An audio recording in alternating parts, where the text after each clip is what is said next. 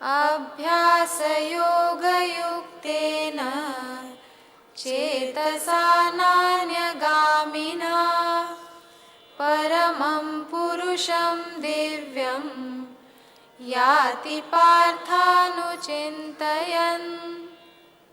O Partha, son of Pritha, one goes to the supreme resplendent being by making the mind unwavering and steady by the practice of yoga and meditation.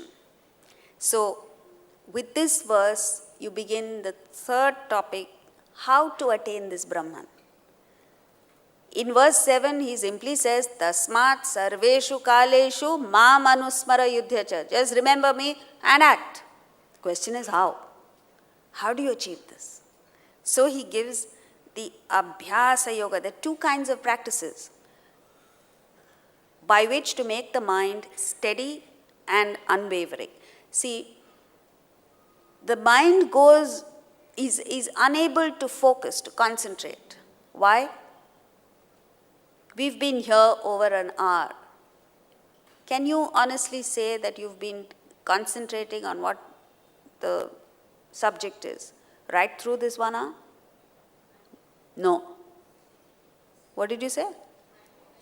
99%. You're being very optimistic. You're not able to. Even though you want to concentrate. You're not able to. Obviously you want to concentrate. Why would you come here if you didn't want to concentrate? The mind goes all over the place. Where does the mind go? I'm not asking, desires. Wherever you have a desire. So if you have a desire for home, the mind will go home. If you have a desire for going to the club, the mind will go there. If you have a desire for a movie, it will go there. And the mind is full of desires. So the mind is constantly what they call as asthira and chanchala. It's constantly flitting from place to place. And even at a given point is restless. So the whole spiritual practice is to get it steady, focused, unwavering. There are two methods by which to make it steady and unwavering. The first is this mind that is going all over the place because of desires, you bring it back from the world to the seat of meditation, relative calm, relative control of the mind. And this is done by the practices of Karma Yoga, Bhakti Yoga, Jnana Yoga. This is called Abhyasa Yoga. The second is, having made the mind tranquil and controlled, you give it a point of meditation, you give it a mantra to repeat. Even then the mind will slip from the mantra. So when the mind slips from the mantra, even a controlled, prepared mind slips. So when it slips, you bring it back to the point of concentration. This is called Anuchintan meditation. So the Abhyasa Yoga are various disciplines.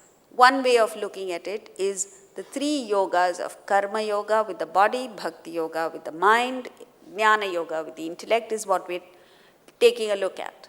But there's another way of looking at it, which is called Ashtanga Yoga. Ashtanga Yoga means 8 disciplines. For those of you who are interested, the 8 disciplines are Yama, Niyama, Asana, Pranayama, Pratyahara, Dharana, Dhyana, and at the end of it all, you reach the state of Samadhi, which is realization. So what are these 8 disciplines?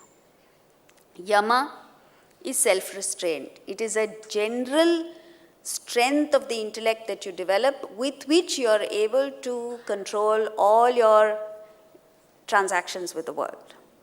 In order to achieve this general restraint, you need to perform what is known as niyama. Niyama is specific religious practices or observances that you follow in order to strengthen that intellect. And like, for instance, fast, tapa, penance, vrata, religious vows, upavas is fast, etc. There are 10 niyamas and there are 10 yamas. I'm not getting into these details because you'll forget.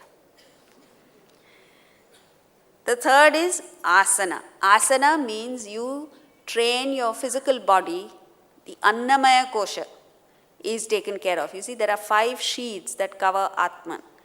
The outermost is the food sheath. It's called Annamaya Kosha, your physical body.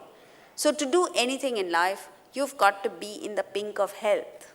If you are an ICU patient, what spiritual practice are you going to perform? So the first step is to get your body absolutely fit. And how do you do that? Exercise the body. So with asanas, you tune up your physical body, you get it to absolutely top condition.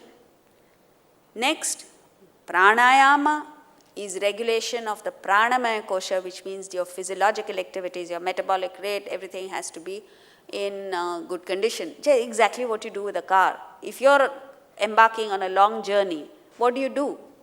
You tune up the car in such a way that it doesn't break down. That's what you're doing. You're tuning up your personality so that it doesn't break down on this long and arduous journey to realization. Next is pratyahara, your mind, which is going in different directions. You help it, you withdraw it from its preoccupations with the world and make it calm and available to you. The next is dharana. Now, pratyahara is where you give it a point of devotion. Your emotions are directed towards one higher entity, and the moment your emotions are directed towards one thing, it automatically does not slip into lower attractions. Dharana is where Vijnanamaya Kosha, your gross intellect, is tuned up. Dharana is concentration.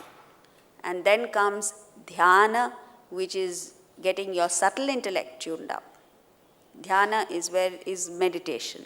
And if you do all this in the right proportions, your personality is ready to take off into the flights of realization, which is called samadhi. So all of this put together is what he is referring to as abhyasa yoga and anuchintayan meditation. It's amazing how the entire spiritual practice is encapsulated in one verse, the whole thing. So converge the mind to that which is the root, the base of all your experiences is what he's saying. Once you do all these, you're able to constantly think, focus on that divine power that is operating within you, outside of you, every interaction.